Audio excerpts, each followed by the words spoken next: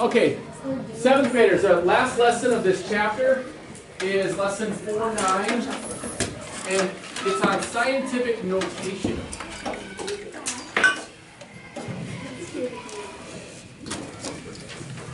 That's a way of writing really big or really small numbers. Okay?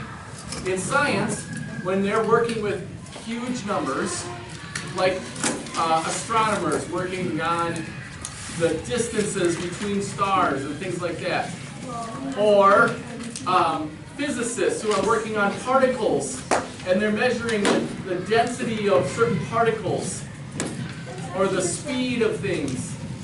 Sometimes those are really big or really small numbers. And so rather than writing out 0, 0, 0, 0 50 times, they use what's called scientific notation. Okay? And so in scientific notation, the first number written in scientific notation is the first set of non-zero digits. So when you're looking at a number, and this isn't a huge number, but 8,600,000. Oh, it's that. Okay? It depends on what you're talking about. Yeah. But 8,600,000 can be written in scientific notation. You put the first number as a number between 1 and 10. So the decimal point always goes after the first digit in the number. And then you write the rest of the non-zero digits up until they start the zeros. Okay?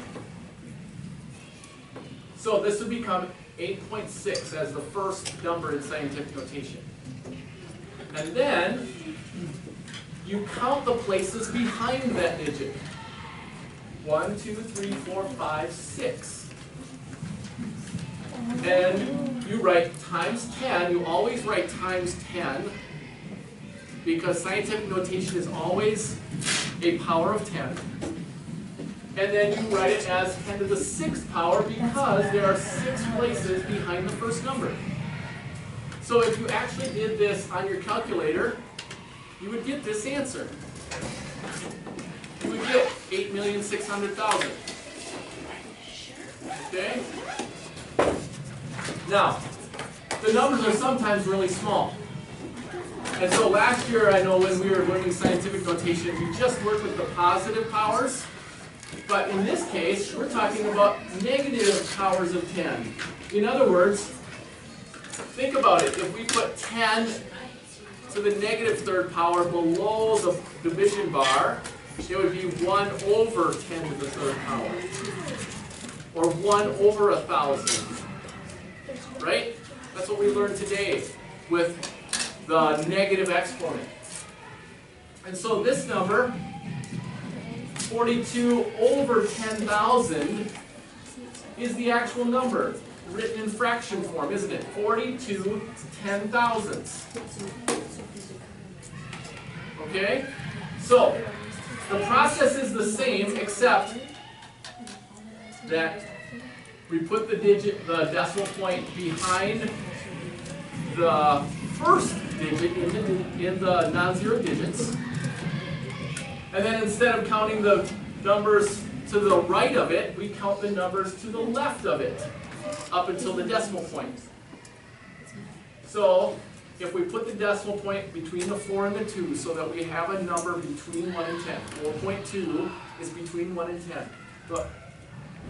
And then we write times 10. So you write times 10. And then count these places. 1, 2, 3, up to the decimal point. And write negative 3. Why do you make it negative and not positive? Great. Because it's behind the decimal point. It's a really small number. 42 10,000ths is a really small number. And so you use a negative 10 exponent when you're dealing with really small numbers. Okay? Now, one of the things that you can do with this is you can use the concepts in multiplying exponents, because 10 has the The power of 10 is the same base, right? So look at how you can multiply this. These are two numbers in scientific notation. Look at this, everybody. So, we can multiply this just like you're multiplying any other number with an exponent. You multiply the numbers 1.6 and 3.7. Multiply those together. 1.6 times 3.7. And write that answer. Okay? And then write times 10 to the 6 plus 4. How? Because we're multiplying the powers. So it's this answer. What's 1.6 times 3.7?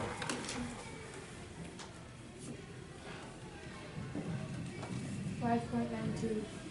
5.92 times 10 to the 10th power, right? It's 5.92 times 10 to the 10th power. Yeah, it's number 5 on your worksheet. That's why I'm giving you that answer. Okay? And so you're going to be practicing those, writing those numbers. Okay? Now, how would you multiply if it has a negative? One of this was negative. If it was negative 6 plus 4, you just add negative 6 plus 4 for the exponents. Okay? Any questions on those? Yes? So for number 6, if the exponent is -4 and the other exponent is -5, do you just plus those together? You just plus those together, and it's negative 10 to the negative 9. Yep. You try to use a calculator, sometimes it just gives you it though. Right. Yeah. That's what the calculator is giving you. Yep. So do the front side 1 through 8 and study for your quiz. Okay?